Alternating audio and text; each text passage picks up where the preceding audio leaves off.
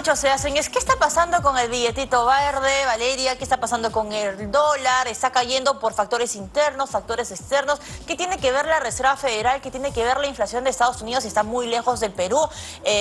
Y además, ¿qué va a pasar de repente en las próximas semanas? Hoy vamos a conversar con César Fuentes, ya está con nosotros. César Fuentes, director de la Maestría de Gestión Pública de ESAN. Señor Fuentes, ¿cómo está? Bienvenido. Muy buenas tardes. A ver, en principio, estamos viendo niveles, a ver, como el de hace un par de días, 3.55 soles, que no hemos visto durante mucho tiempo. Así es. No, y fundamentalmente lo que tenemos es una explicación más que todo internacional, ¿no? Okay. Lo que ha pasado, si uno ve las cifras de inflación en Estados Unidos, hoy día la inflación está cerrando a 3%.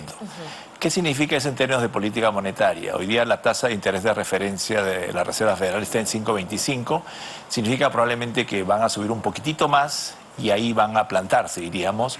¿Y eso qué implicancias tiene? Que el dólar, frente a todas las monedas, inclusive las de América Latina y el sol, va a comenzar a perder valor. Eso por un lado. Y por otro lado, esto es a nivel de instrumentos que llamaríamos de renta fija. Y por otro lado, lo que está esperando muchas de las empresas en Estados Unidos es que va a haber menor cantidad de ganancias y menor crecimiento. Eso se ve reflejado también en que la gente va a invertir menos en empresas norteamericanas y por eso también el dólar va a caer. Entonces tenemos efectos en lo que llamaríamos de renta fija, vale decir, la tasa de interés de referencia de la Reserva Federal, y el otro es el efecto de la economía real, no menor crecimiento en Estados Unidos. Y ahora, si los inversionistas están, digamos, con esta expectativa, o un poco, digamos, la lectura es, ok, acá no es un buen momento para invertir en Estados Unidos, empezamos a ver otras economías. Latinoamérica, Perú, por ejemplo, por ser una economía emergente, ¿está dentro de los candidatos a donde los inversionistas están viendo?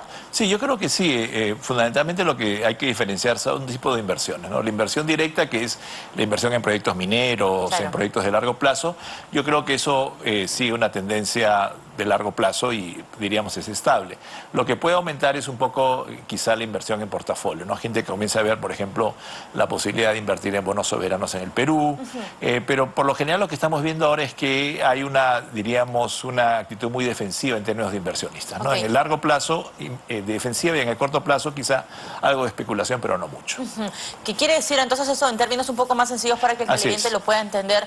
No es que los inversionistas estén llegando al país, al Perú, para expandir negocios, sino es un tema más de protección. Así es. Lo que estamos viendo en el caso de la relación dólar o sol-dólar es una política que llamaríamos defensiva. Es decir, lo que están haciendo los inversionistas es hoy día, hay una oportunidad interesante en el Perú, quizá me conviene invertir un poquitito más, pero no estamos viendo ni en Perú ni en América Latina una entrada masiva de capitales. Lo que está pasando simplemente es que el dólar, al desinflarse, están hoy día, diríamos, en especulación en muchas partes del mundo, y una de ellas es América Latina, para tratar de ganar algo, ya sea en renta fija, vale decir en bonos o instrumentos de renta fija, o en lo que llamaríamos, ¿no es cierto?, equity o acciones. Ahora, eso que vamos a ver el día de mañana, porque es una pregunta, digamos, coyuntural, que es necesario que usted nos lo responda, señor Fuentes.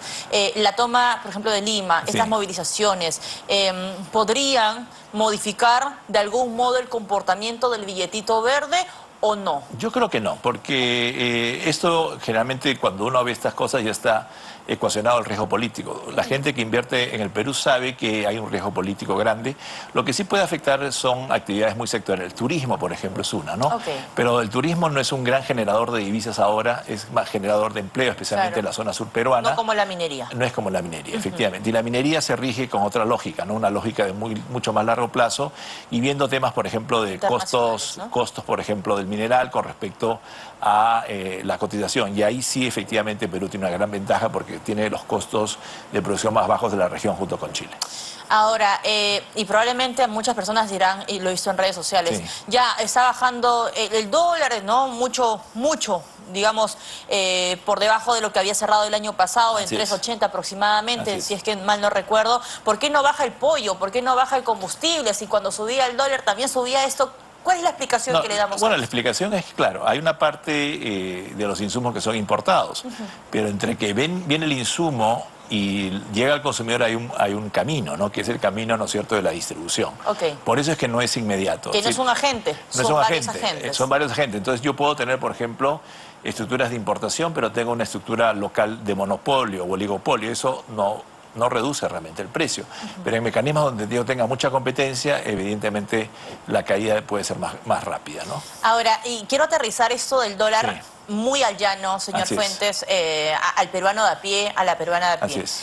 ¿De qué manera se beneficia? ¿Cómo se beneficia el peruano, digamos el trabajador peruano, cuando el dólar empieza a caer? Cuando empieza a caer hay una parte que no se ve en el corto plazo, que es hay una reducción, no en el corto plazo, pero sí de muchos insumos, ¿no? Por ejemplo, muchos insumos que están asociados a la producción o al consumo doméstico. Por ejemplo, mucho el trigo, el arroz, muchos de los insumos que nosotros usamos son importados.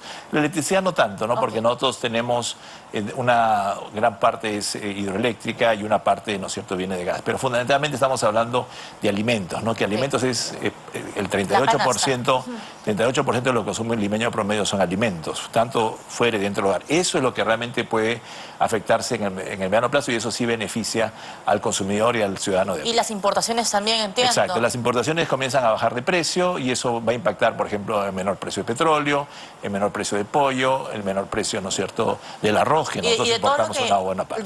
De todo lo que importamos también, electrodomésticos, celulares, claro, pero lo más acucioso probablemente para el ciudadano de a pie hoy día es la parte de alimentos, ¿no? 38% de la ganancia son alimentos y es donde el ama de casa ve justamente esto cuando va a los mercados, que ya subió el precio del pollo, el precio del arroz y eso es lo que más golpea a la economía popular. Ahora, y lo llevo al otro lado de la vereda, señor Fuentes.